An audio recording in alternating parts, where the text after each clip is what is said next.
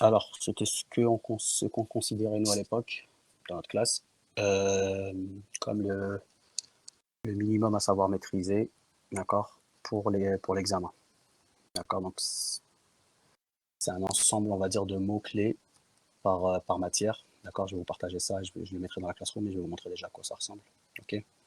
Donc bon, je l'avais fait quand j'étais en stage, donc niveau présentation et tout, c'est pas trop ça, mais j'ai jamais eu le temps de bosser dessus, puisqu'après après le stage, on a enchaîné directement avec l'examen, j'en avais plus besoin. Mais ça peut toujours servir. Alors, je vais vous montrer plus ou moins à quoi ça ressemble, d'accord. Après, je pense que vous devriez vous en faire un par classe entre vous, mais vous prenez celui-là déjà pour vous inspirer.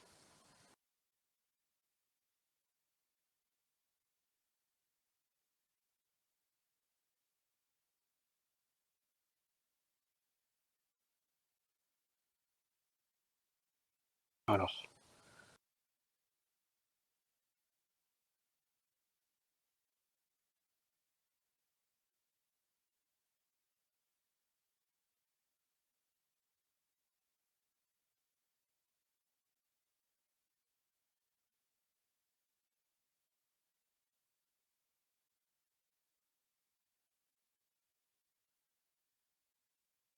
ok, donc voilà plus ou moins à quoi ça ressemble.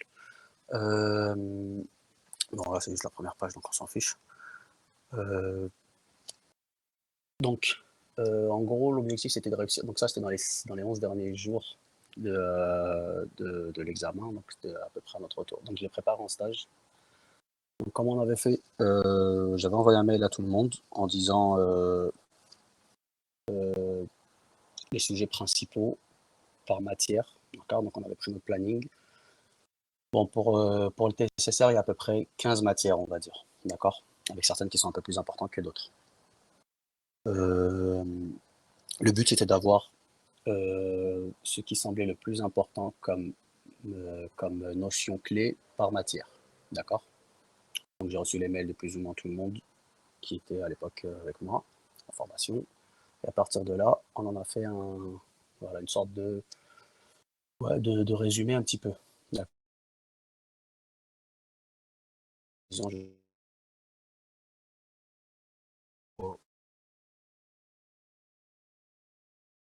d'accord. Le but, c'est de prendre ce document-là, et lorsque vous voyez certains mots-clés ou certaines notions par matière, il faut que vous vous dites, est-ce que je maîtrise cette notion-là ou pas. Si cette notion-là me parle, je peux réviser autre chose, je peux passer sur autre chose. Si cette notion-là ne me parle pas du tout, il faut peut-être que jette un œil parce que ça peut peut-être tomber, ou à l'écrit, ou en pratique. D'accord. donc, euh, donc voilà, donc on avait vu qu'il y avait à peu près 15 axes d'études, plus ou moins.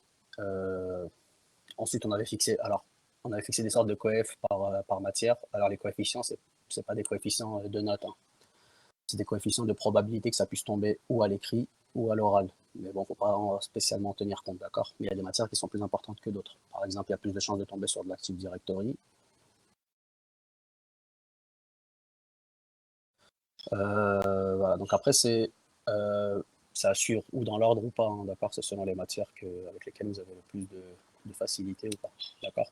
Donc les 15 matières plus ou moins qu'on a sur l'année, c'est donc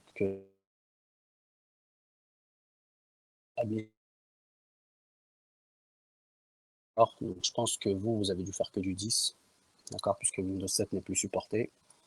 Mais à l'époque, Windows 7 était encore supporté, donc on avait vu aussi du 7. Ensuite, tout ce qui touche à la bureautique, donc ce que j'appelle bureautique, c'est tout ce qui touche à Office, Word et Excel en priorité, PowerPoint un peu plus par extension. Puis tout ce qui touche à Linux, et la virtualisation, le cloud, les réseaux Cisco, l'Active Directory, la gestion de parc et la supervision, considérer que ça allait ensemble, la cybersécurité, c'est quasiment le cours de PF5 en réalité, les services web, ITIL, la VOIP, les BDD, les bases de données, Exchange et automatisation et scripting. D'accord. Et ensuite, par matière, vous avez un certain nombre de mots-clés. D'accord. Donc ça, pour moi, c'est les notions à connaître, par exemple, en hardware et câblage. D'accord. l'architecture d'un PC, vous devez savoir qu'est-ce qui compose un PC. Vous devez être capable de proposer tel ou tel produit selon tel ou tel besoin ou tel budget, d'accord? Le BIOS, l'UEFI, donc un U, SSD, HDD, RAID, tout ça, c'est des mots qui doivent vous parler. MBT, GPT, GRUB, le clustering, le codec, la compression, le Wake on LAN, le Wake on WAN, d'accord? Pixel, bitrate, DPI, résolution, tout ça, c'est des mots qui doivent vous parler, d'accord? Le débit théorique, le débit réel, etc., etc., d'accord? Et donc ça, bah, vous avez ça sur toutes les, plus ou moins toutes les matières, d'accord? Ok. Donc, je vais vous laisser celui-là dans les classrooms. Je vous laisserai celui-là dans les. Vous pouvez repartir sur un modèle comme ça, hein. D'accord? Donc, le mieux, c'est que vous en fassiez un entre vous pour vous donner des idées entre vous. Ah, Ouais. s'il te plaît, est-ce que tu peux le faire ici? On peut télécharger ici? Bah, c'est mieux, c'est plus facile. Sur le. Alors, je crois pas qu'on ait un système de partage de fichiers Si, directement eh sur ben, je le. pense que les autres profs, ils les ont mis, hein. On télécharge les documents directement ici. Ok. Bah, attends, je vais trouver ça alors.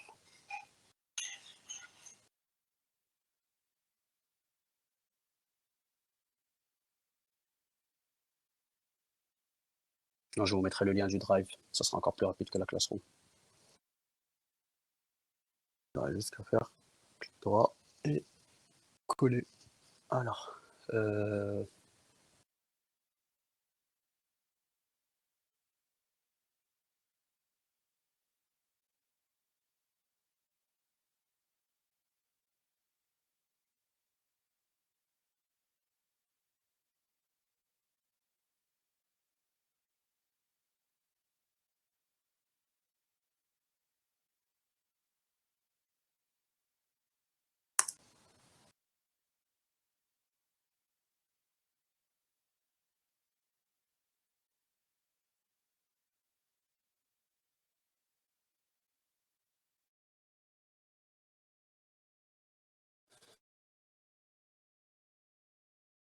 Du coup.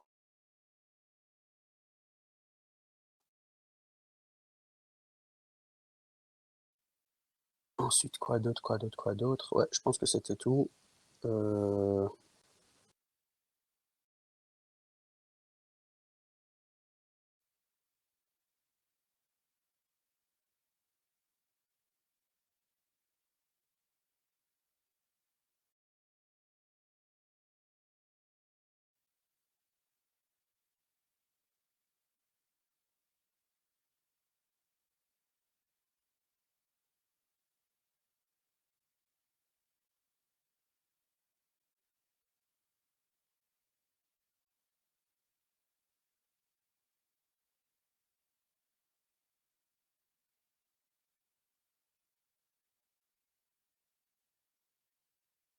il faut juste que je m'enlève d'abord et que je quitte. D'accord. Excusez-moi, prof. Oui, je vous écoute. Je peux juste dire un truc à la classe par rapport aux révisions. Je voulais dire à Faswal, juste à Faswal, que, comme convenu, je suis en train de le préparer, le trivial poursuite. En fait, je suis en train de préparer des questionnaires. Vous voyez ce qu'on a fait au début de la formation? Allô? Je sais pas si vous m'entendez. Oui, je t'entends. D'accord. Vous voyez toutes les questions que vous avez posées? Vous voyez tout ce que vous avez exposé comme questions les questions qui pourraient être abordées? Tu veux dire, tu as préparé sur Kahoot? En fait, des fiches. Et en fait, chaque fiche que tu sors, en fait, t'expose à une question et une réponse. Donc, au lieu de Pourquoi les tu ne le fais travailler... pas directement sur Kahoot? Ah, c'est pas bête. Bah oui, ce sera facile. En plus, on fait, c'est comme Ouais, avec qu'on puisse Smile. tous s'amuser ensemble. Et comme il y a Ouais. plusieurs classes, qu'on se mette à plusieurs classes, que ça devienne un rituel, quoi. Ouais, ça fait office de révision. Voilà. Ok, désolé de vous avoir dérangé, prof. J'essaierai d'en Non, parler avec les autres par la suite. pas de souci. Mais en tout cas, oui, c'est plus ou moins ça qu'il faut faire. On est d'accord complètement. C'est noté, on va essayer de voir ça, Philippe. Il Alors, faut dites-moi qu'on si vous pouvez. s'entraide. Alors, dites-moi si vous arrivez à le télécharger comme ça.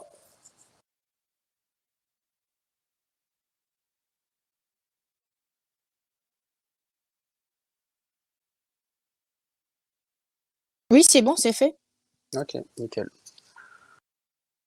Nickel. Alors, je récupère juste le Le support exchange du d'hier. coup. Ouais. Surtout que vu qu'il y a une Evalbox cet après-midi, c'est pas plus mal. Alors, on va quand même se redire un peu ce qu'on s'est dit hier par rapport à Exchange, histoire que juste qu'on soit sûr que c'est bien en tête. Euh,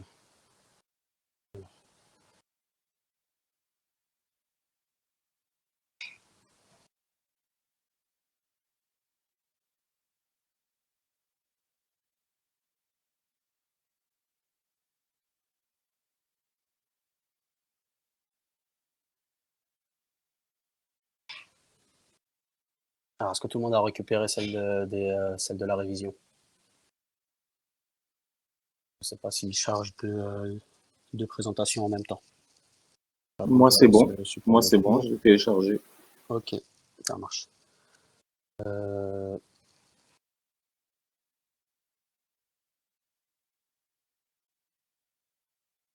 Juste le renommer et je vous envoie ça.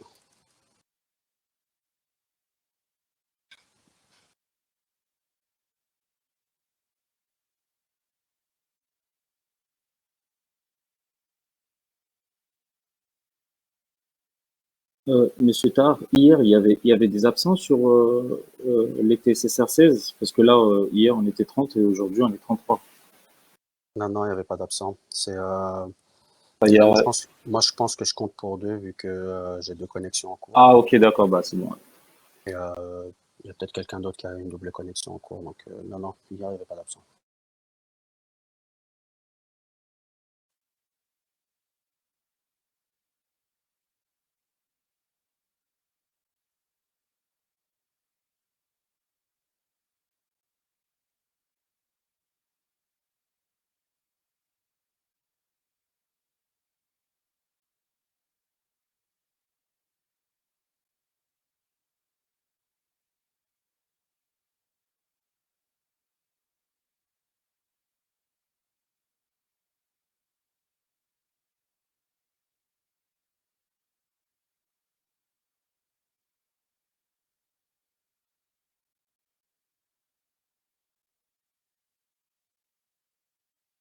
Ok, c'est en cours.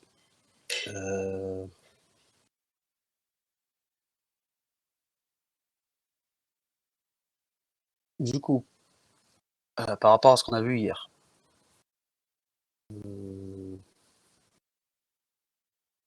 on a parlé d'Exchange. On a dit qu'Exchange, le prérequis, c'était surtout, en premier lieu, le prérequis principal.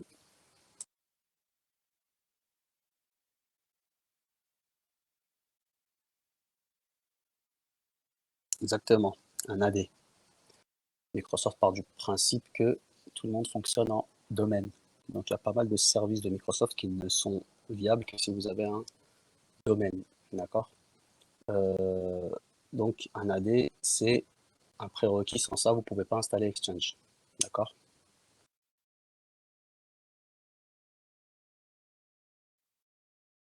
2013. Le prérequis, c'est ce qu'il faut avant d'installer Exchange. C'est un prérequis. Un prérequis, c'est ce qu'il faut pour que tu puisses installer, la chose que tu es en train d'installer. C'est un prérequis. Du coup, donc on a dit que le prérequis principal, c'était l'AD. Ok. On n'a pas parlé des droits exactement, mais juste pour info, l'utilisateur qui doit installer Exchange, normalement, si on suit les best practices, il est censé être membre du groupe admin.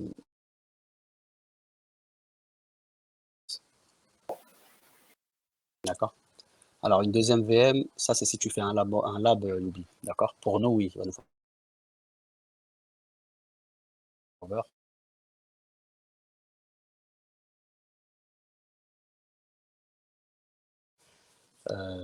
Les best practices de Microsoft pour Exchange, c'est 2 serveurs, un minimum. Tous les services, généralement, tous les gros services de Windows, ils requièrent au minimum 2 serveurs par service. D'accord. L'AD, par exemple, normalement nécessite 2 domaines contrôleurs par domaine. Exchange, c'est pareil. Sauf que Exchange, en plus de ça, il faut au minimum du 64 Go par serveur, normalement, pour tourner correctement avec les utilisateurs. D'accord. Euh, LDAP. ouais. Alors, encore une fois, Youbi, l'ISO, c'est pas un prérequis. L'ISO, c'est pour nous, oui, parce qu'on l'installe sur une VM. Mais dans une vraie entreprise, tu vas récupérer tes licences Exchange et tu vas télécharger directement Exchange auprès de Microsoft.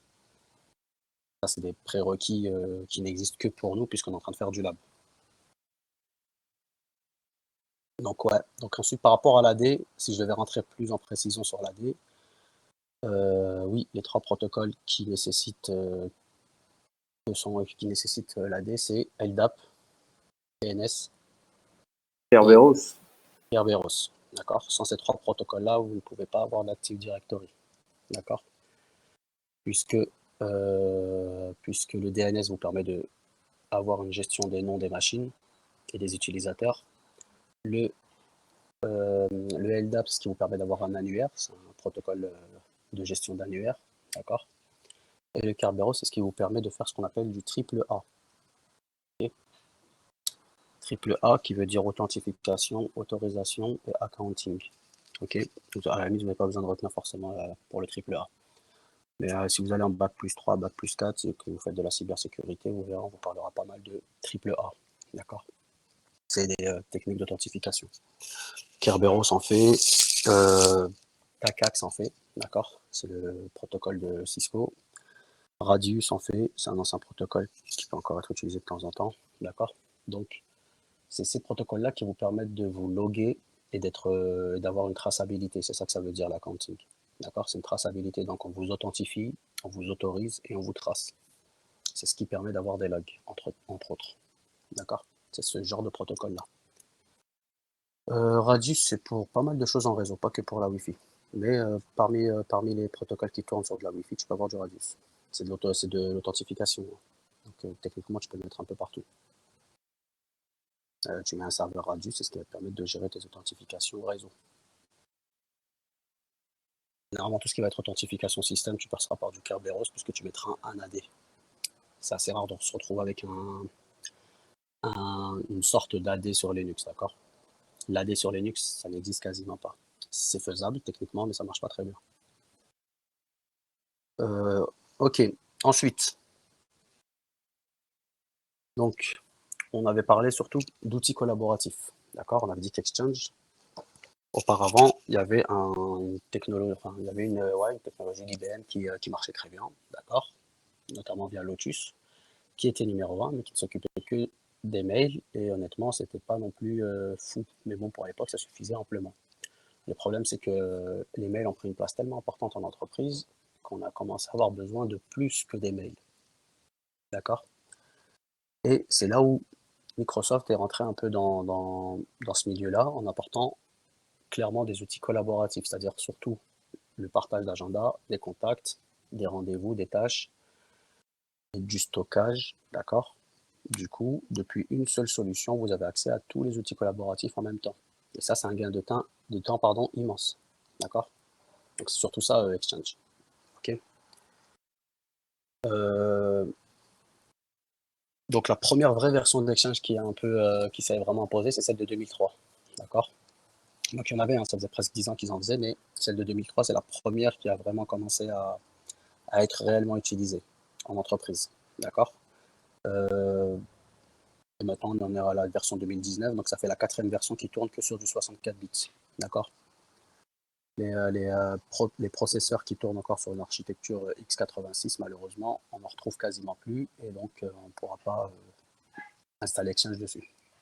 Donc ça, par exemple, ça peut aussi faire partie des prérequis. Si demain on vous demande d'installer un Exchange sur un serveur qui est ancien, il faudra penser à aller vérifier quelle architecture de processeur j'ai dans mon serveur. Pas un peu de chance de tomber sur du x86 aujourd'hui, mais ça peut arriver. Ensuite, au niveau des logos, d'accord, ils ont quand même assez changé au fil du temps. Ces dernières années, on est quand même sur les deux d'en bas, là, les deux bleus, notamment parce qu'on a du Exchange Online sur l'Azure. Donc les codes couleurs quand même d'Azure, ça reste du bleu. Ensuite, solution collaborative. Donc, on a dit que plus une boîte en fait était grande, et plus c'est compliqué d'avoir de la collaboration qui soit fluide. D'accord? Donc du coup, il nous faut des outils qui soient beaucoup plus performants et surtout sécurisés. Ok.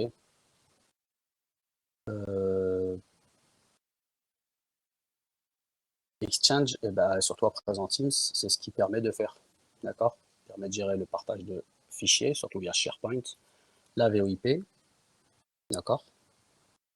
Que ce soit Teams ou Exchange, les deux gèrent la VoIP, Skype encore plus, etc., etc. Ok? Alors au niveau des 5 rôles, on a dit que depuis Exchange 2013, les rôles, tous ces rôles-là étaient regroupés en deux. Ok?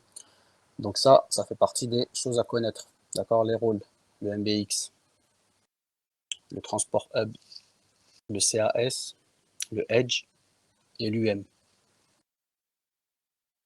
Ok? Le MBX, donc, c'est ce qui permet donc de gérer les boîtes aux lettres, de les stocker dans une base de données. D'accord? Il ne gère absolument pas le transport des messages, il s'occupe uniquement des boîtes aux lettres. D'accord? Le Transport Hub, c'est lui qui s'occupe de transporter donc les messages. D'accord? Donc c'est un routeur SMTP, plus ou moins. Le CAS, on a dit que c'est ce qui permettait d'accéder aux boîtes aux lettres via les protocoles non MAPI. Donc ça c'est très important. Les protocoles non MAPI. Ok? Derrière, on avait le Edge. Ok? C'est une sorte de relais SMTP. On a dit que le Edge, par contre, c'est quoi la petite spécificité du Edge par rapport aux autres rôles? Qui se rappelle? Il doit être à l'extérieur du réseau. Ouais, en DMZ. Ouais, en DMZ. Donc la DMZ, c'est pas vraiment à l'extérieur du réseau, mais en tout cas, ouais, il doit être coupé du LAN. En Avec DMZ. un antivirus. Hein. Pare-feu plutôt. C'est le pare-feu qui fait les DMZ.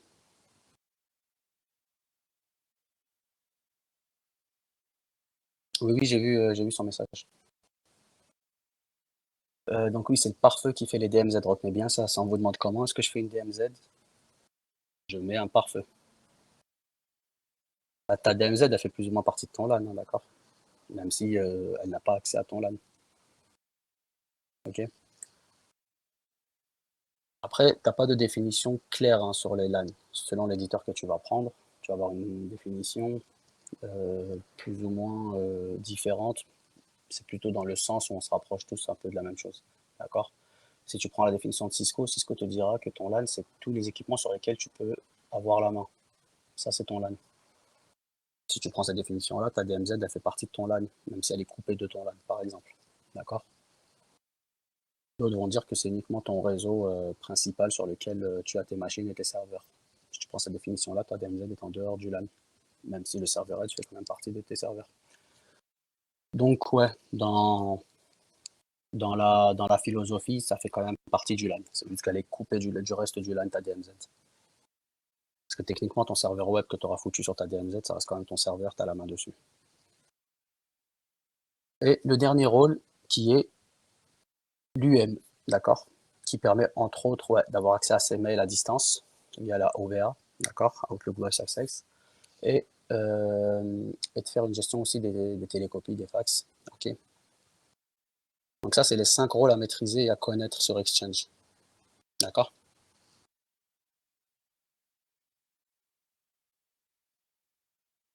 Au niveau des protocoles, on a parlé de ce que c'était que le SMTP, hein, d'accord? Je ne l'ai pas remis ici parce que ce n'est pas les protocoles qui permettent côté client de récupérer des données, en l'occurrence des mails. Le SMTP, c'est tout ce qui va concerner l'envoi, d'accord, sur les serveurs. Donc là, ça sera du SMTP. Par contre, pour récupérer les mails, en tant que client, on connaît principalement 2 technos, 2 protocoles, et Exchange en a ramené un 3e, d'accord? Les 2 principaux protocoles, ça reste quand même POP3 et IMAP. Ok? POP3 et IMAP. Pourquoi? Parce qu'on en a 2 et quelles sont les différences entre les 2? Alors pour le POP3, le principal avantage, c'est que on utilise surtout le stockage sur la machine. Du coup, on libère un petit peu au niveau du serveur de la place, d'accord? Et nos mails, ils sont directement récupérés sur nos machines. Okay? Donc, on peut les consulter même quand on n'est pas connecté. Par contre, l'inconvénient, c'est que niveau sécurité, c'est vraiment pas bon, puisque vos mails, une fois qu'ils sont sur vos ordinateurs, vous avez beau sécuriser le serveur, si vous avez une perte de mails sur l'ordinateur, c'est foutu.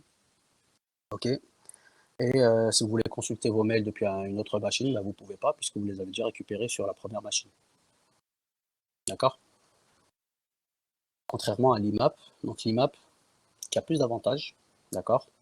Il permet ce qu'on appelle du préchargement d'email. Ok, il va vous récupérer uniquement les informations importantes des mails si vous avez une connexion un peu faible. Le mail reste stocké sur le serveur. Si jamais vous téléchargez votre mail, vous ne téléchargez en réalité qu'une copie. Ok, donc tant qu'ils sont sur le serveur, tant que vous pouvez accéder au serveur, vous pouvez consulter vos mails depuis n'importe où. Et niveau sécurité, c'est meilleur puisque vous n'avez qu'à sécuriser le serveur pour toujours avoir vos mails en access. Ok. L'inconvénient de l'IMAP, par contre, c'est que vous devez avoir un serveur qui est capable de stocker autant de mails que vous avez besoin pour toute votre boîte, ce qui fait quand même pas mal de place. D'accord. L'autre inconvénient aussi, c'est que vous avez besoin d'un accès Internet tout le temps.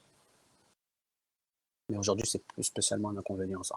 D'accord, ça l'était pendant quelques temps, maintenant ça l'est plus. Alors là où Exchange, ils ont été très forts, c'est qu'ils sont arrivés donc avec un nouveau protocole qui officiellement s'appelle EAS normalement, d'accord, le Exchange Active 5, mais que tout le monde appelle MAPI, d'accord, parce que le nom ressemble à IMAP, d'accord.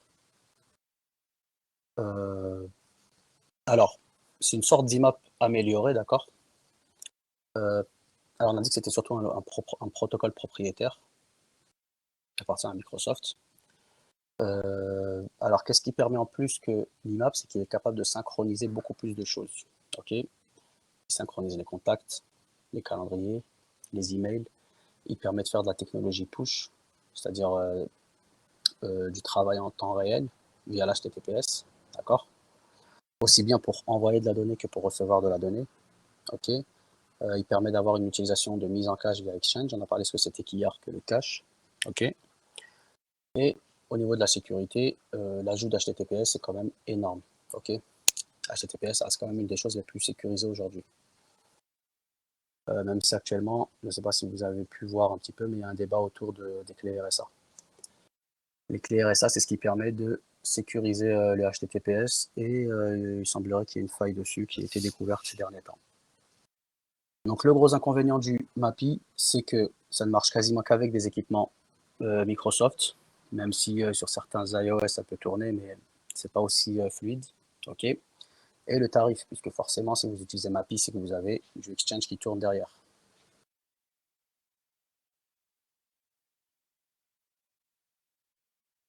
Ok. Donc pour résumer pour le MAPI, comme l'IMAP il permet de synchroniser à distance les mails, sur ça n'a pas changé. Par contre, il a son propre moteur SMTP, ça c'est un gros changement. D'accord. Il n'a plus besoin d'un moteur SMTP comme celui de votre FAI. Il n'utilisera que la connexion du FAI. D'accord. Synchronisation des carnets d'adresse, des agendas et des tâches. L'IMAP, ça, il ne peut pas le faire. On est d'accord. Et gestion du push, donc notification des emails en temps réel. Donc ça, pour moi, c'était pas forcément à connaître. D'accord, au niveau des nouveautés 2019. À part savoir que comme tous les logiciels, comme tous les éditeurs, ils augmentent la capacité au niveau RAM CPU. Ok. L'installation en mode core est devenue une best practice. Alors pourquoi est-ce que le mode core en ce moment il devient une best practice un peu partout? Parce que c'est pas que sur Exchange. Que pour Windows Server aussi, pour l'AD par exemple, ça commence à devenir aussi une best practice. Et avec l'absence le surface graphique, on peut plus sécuriser. Du coup, c'est par exemple, comment dirais-je, les icônes sont codés. C'est quoi avec les codes, avec les commandes qu'on peut accéder. Alors oui, déjà c'est plus sécurisé, mais c'est pas parce que c'est qu'avec les commandes, c'est parce que l'interface graphique, Ouais, exactement, c'est pour elle est limiter les absente. surfaces d'attaque. Ouais, alors une des règles de la cybersécurité, c'est que j'utilise vraiment le minimum de ce que je dois utiliser. C'est pour ça que Linux est un peu plus sécurisé que Microsoft en règle générale. Pourquoi? Parce que quand vous prenez un OS Linux, généralement, vous avez presque rien dessus. C'est à vous de télécharger ce dont vous avez besoin. D'accord? Je parle pas d'Ubuntu que vous installez en interface graphique, évidemment. Je parle d'un Red Hat, par exemple, qui est la version la plus utilisée en entreprise. Lorsque vous l'installez, une vraie Red Hat d'entreprise, Il n'y a presque rien dessus, d'accord? À part ce qui vous permet de tourner en réseau, et encore, des fois, il faut monter la carte réseau. Du coup, ce qu'on appelle la limite d'attaque, la limite de surface d'attaque, c'est-à-dire qu'il n'y a pas grand-chose à attaquer, ok? Plus vous ajoutez des choses sur votre OS, plus la surface d'attaque, elle est grande. Il y a de plus en plus de choses qu'on peut hacker, d'accord? Donc ça, c'est la première raison, on limite. Un serveur, normalement, il n'a pas spécialement besoin d'interface graphique, techniquement. D'accord? C'est pour ça que pendant très longtemps, on faisait tourner les serveurs sur du Linux et on laissait les machines clientes en Windows. Microsoft, quand ils ont compris ça, ils se sont dit on va sortir une version serveur core, d'accord? Qui marche très bien en plus. Ils ont sorti une version serveur core du coup, et à présent, pour la pousser, ben, ils commencent à mettre des règles de best practice pour certains protocoles et pour certaines solutions Microsoft, et ben, il faut être en mode core. D'accord? Et quasiment tous installés en mode core. Et l'autre chose, c'est que tous les OS qui sont en mode core, contrairement aux OS en mode interface graphique, ils tirent beaucoup moins sur les ressources. Du coup, les ressources, elles peuvent être utilisées pour autre chose. D'accord? Un Windows Core, 512 mégas, il peut tourner en RAM. Un serveur core. Ok? Un Windows 10 avec une grosse interface graphique comme il a, à 1 giga, vous allez sentir déjà que c'est très faible. Vous allez sûrement devoir monter à 2 gigas. D'accord? Donc, ouais, l'interface graphique, on essaie d'éviter au maximum sur les serveurs. Sachant qu'en plus, souvent, les serveurs, on s'y connecte à distance, donc du SSH, et on n'a pas spécialement besoin d'interface graphique. Ok.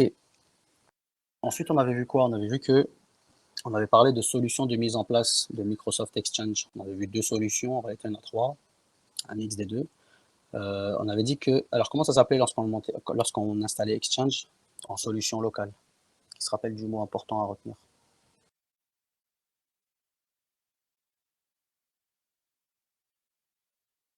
Non. Lorsqu'on l'installe sur des machines locales on-premise, c'est ça. On parle de on-premise, ok? Avec un E à la place du O, Cédric, mais c'est ça. On parle de solution on-premise, ok? Alors, la solution on-premise, c'est quasiment ce que tout le monde faisait jusqu'à il y a encore 5-6 ans, ok? C'est-à-dire que j'ai besoin d'un service, bah, je vais l'installer dans ma salle serveur la plupart des fois, d'accord? Donc ça veut dire que je vais devoir acquérir des serveurs, selon le service que je vais faire tourner, bah, dans des serveurs plus ou moins puissants. Pour le coup, pour Exchange, c'est au moins 2 serveurs, si je suis les recommandations, ok? Ensuite, là, il va me falloir donc un autre serveur avec l'AD qui tourne, si j'avais pas d'AD auparavant. Donc généralement, quand on veut Exchange, c'est qu'on a déjà un AD quand même. Puis, on va devoir acheter des licences. Alors, on a vu qu'il y avait 2 licences Exchange qui existaient, qui cohabitaient. Lesquelles?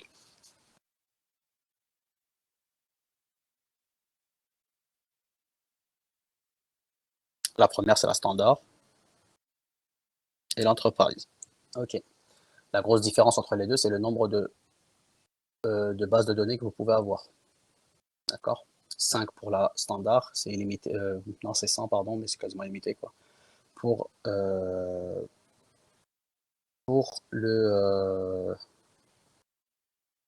l'enterprise. Ok. L'autre chose, donc ouais, forcément, si vous avez 2 serveurs qui tournent, il faut prévoir des solutions de haute disponibilité. D'accord?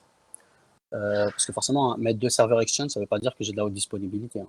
Il faut faire des choses pour qu'il y ait de la haute disponibilité. Il faut faire en sorte que si un serveur tombe, l'autre prenne le relais tout de suite. Il faut faire en sorte que les bases de données soient répliquées tout le temps. D'accord? C'est pas le tout d'avoir juste 2 serveurs avec Exchange qui tournent. Il faut mettre en place des solutions. Okay? Une sorte de réplication. Il faut mettre en sorte un protocole qui va aller checker que le service tourne bien. S'il voit que le service ne tourne pas sur un des serveurs, il va balancer le service sur le deuxième serveur. Ok? Donc ça, c'est des solutions qui... Ok? Un des services qui existe pour faire ça, par exemple, pour me vérifier l'état de vie d'un des services, c'est Keep Alive. Okay? Keep Alive, ça marche pas mal. En plus, c'est assez facile à utiliser.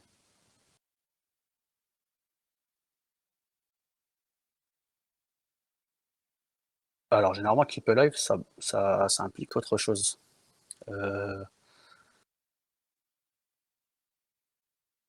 comment je fais pour gérer, donc là c'est plutôt du réseau, hein. Si j'ai deux serveurs Exchange,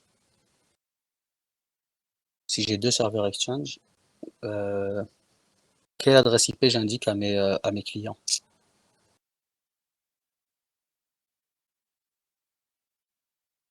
Lorsque vous connectez en Outlook là, sur vos Exchange, on avait tapé hier SRV, enfin le nom de la machine. Donc le nom de la machine, elle est liée à une adresse IP, d'accord? Puisque sur Internet, tout est IP. Si j'ai deux serveurs Exchange, quelle adresse IP L'adresse je vais publique? indiquer? Non, non, non, non. Là, je Vous suis en, pouvez in- là, formuler votre question? là, je suis en interne. J'ai deux serveurs Exchange Mhm. qui, donc normalement, il y en a un qui tourne à la place de l'autre. Enfin, j'ai deux serveurs Exchange pour faire de la redondance. Si jamais j'en ai un, l'autre il prend la place. Comment est-ce que je fais pour gérer donc les deux adresses IP de mes serveurs Exchange? Parce que forcément, si j'ai deux serveurs, j'ai forcément deux adresses IP.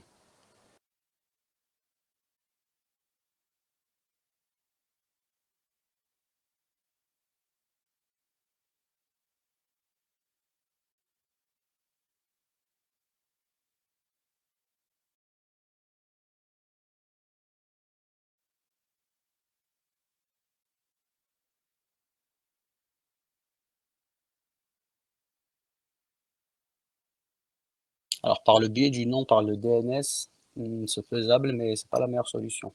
Parce que du coup, il faudrait qu'il ait touché au DNS, donc le temps que le serveur tombe, que tu sois prévenu qu'il est tombé, que tu ailles sur ton serveur DNS et que tu bascules le nom de la machine sur l'autre. Non, sachant qu'en plus sur l'AD, il faudra aussi aller changer le nom de la machine sur l'AD, puisque c'est l'AD qui gère ton DNS.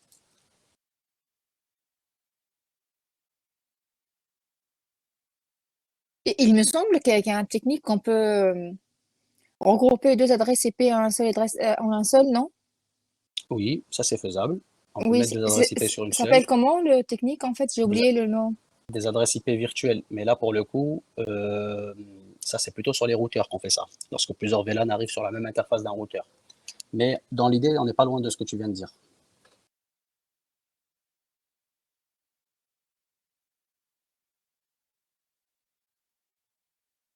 Non, les deux serveurs sont déjà dans le même VLAN, donc non, là, il n'y a pas de notion de VLAN ou de trunk.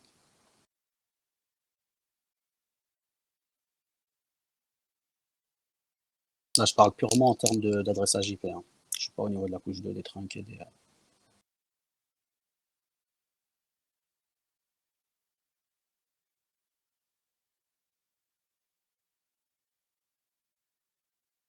Alors,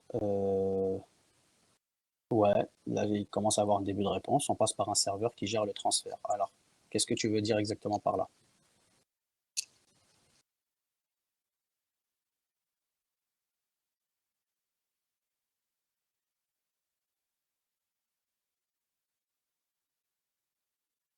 Non, non, il n'y a pas de FAI, il n'y a rien, on est en interne.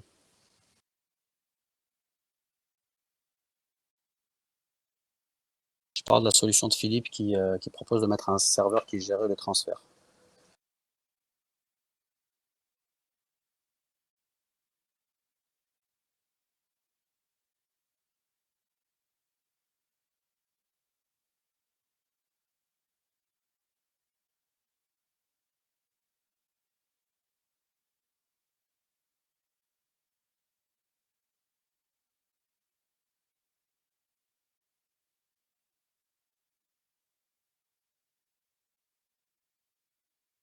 Alors, alors là, vous me parlez de deux choses différentes. Le service qui va s'occuper de voir s'il y en a un qui tombe et envoyer à celui qui est bon, je suis d'accord. Notamment via Keep Alive, c'est le logiciel qui permet de faire ça.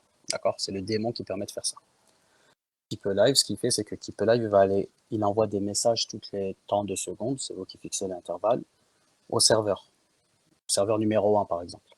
Tant que le serveur numéro 1 répond à ces messages, bah, ça signifie que ce serveur-là, il est encore bon, il est encore fonctionnel. Keep Alive, ce qu'il fait, c'est que lorsque le serveur numéro 1 ne lui répond plus, eh ben, il va basculer sur le serveur numéro 2. D'accord? C'est quoi qu'il bascule, justement? C'est quoi qu'il fait basculer? Abir en a parlé tout à l'heure, mais Elle l'a dit côté, plus côté routeur. Mais sur un Keep Alive, comment il fait?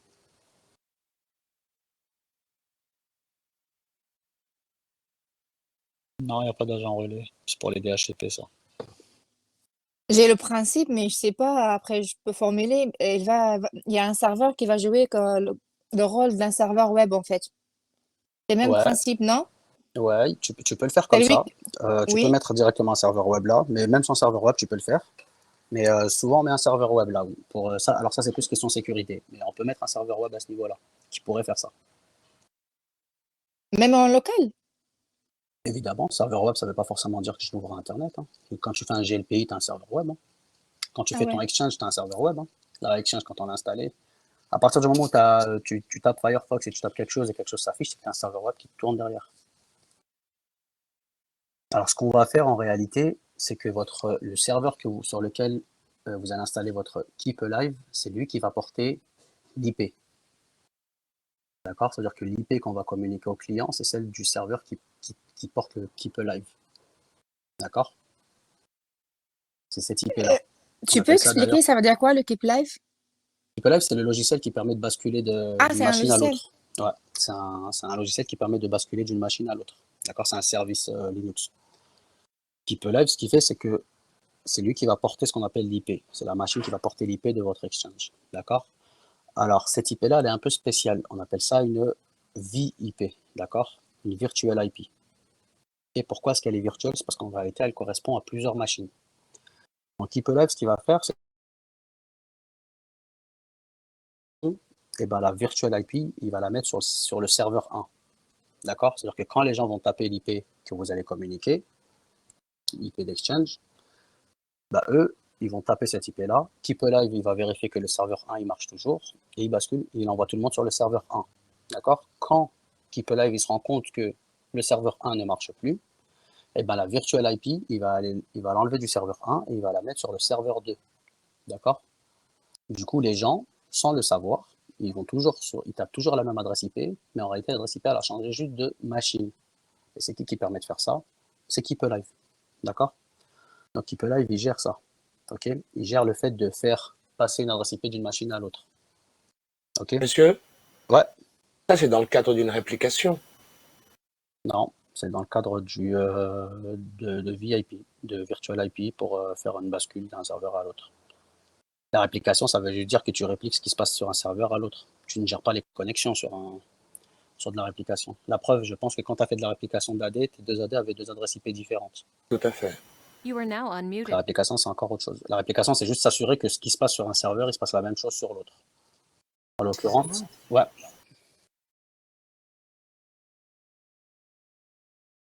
Non, de basculer d'un serveur à l'autre. Keep Alive ne gère pas la réplication. La réplication, c'est un autre service.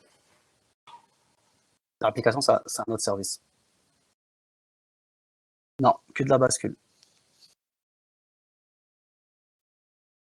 Ça dépend ce que tu veux répliquer.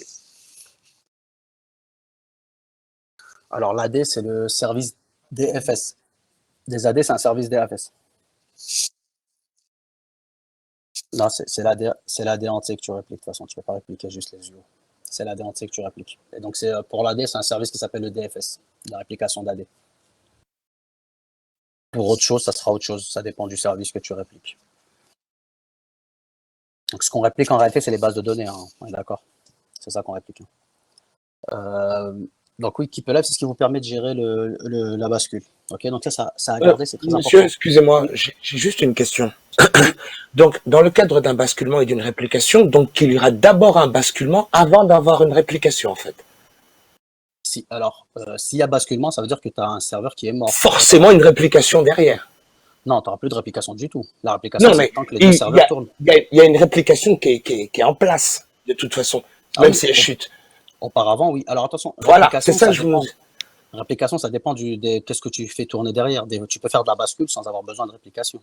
Ça dépend quel service tourne derrière. Réplication, c'est quand tu as besoin que les données qui sont sur le premier serveur se retrouvent sur le deuxième serveur tout le temps. Pour l'AD, c'est important. Pour un truc comme Exchange, c'est important. Mais tu as des services où tu n'as pas besoin de réplication auparavant. Comme ça peut être pas mal de choses. Un serveur qui fait de la VoIP, qui ne garde pas les données en interne. Tu as juste besoin que le service tourne. Bah, tu n'as pas besoin de réplication, il n'y a pas de données. Tu as juste besoin que le service il tourne sur les deux serveurs. Oui, mais sinon, à part ça, 95% du temps, il va nous falloir une réplication et un basculement pour la sauvegarde de nos données. Parce qu'on nous a bien appris que c'était la première chose qu'il fallait, c'était l'une des priorités. Alors, Donc le basculement et la réplication sont des fondamentaux pour moi. Alors, la sauvegarde, c'est un fondamental. La réplication, pas forcément. On a d'autres solutions maintenant grâce au VM. D'accord. Ok. Merci, monsieur. Alors, je pourrais vous faire un dessin, mais ça serait mieux qu'on le fasse en présentiel, ça. Parce que ça compliquerait un petit peu. Mais il faut garder en tête que les VM, leur stockage en entreprise, quand vous avez des VM, le stockage, il n'est pas dans la VM. Du coup, en fait, même si tu perds ta VM, le stockage de la VM, il est toujours présent. Donc, quand tu vas relancer une nouvelle VM, elle va récupérer le stockage de l'ancienne. Donc, elle n'a pas besoin de réplication dans ce cas-là. Mais c'est pas grave, on fera un dessin, on l'expliquera un peu. Réplication et basculement, c'est pas la même chose. D'accord? Réplication, c'est copier des données d'un serveur à un autre. Et basculement, c'est qu'on écrase le premier serveur et on bascule sur le deuxième, c'est ça? C'est ça. Basculement, c'est le fait Oui? de dire aux gens, aux clients, au lieu d'aller là, vous allez là. C'est ça le basculement. D'accord? Et qu'est-ce qu'on bascule? Parce que forcément, un basculement, ça implique qu'on bascule quelque chose. On bascule l'IP.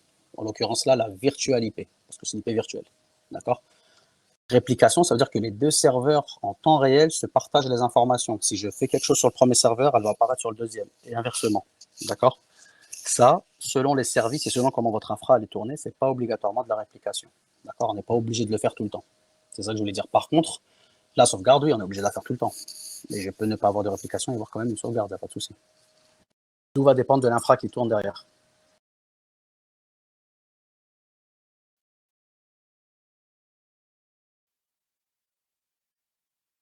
Alors, ok.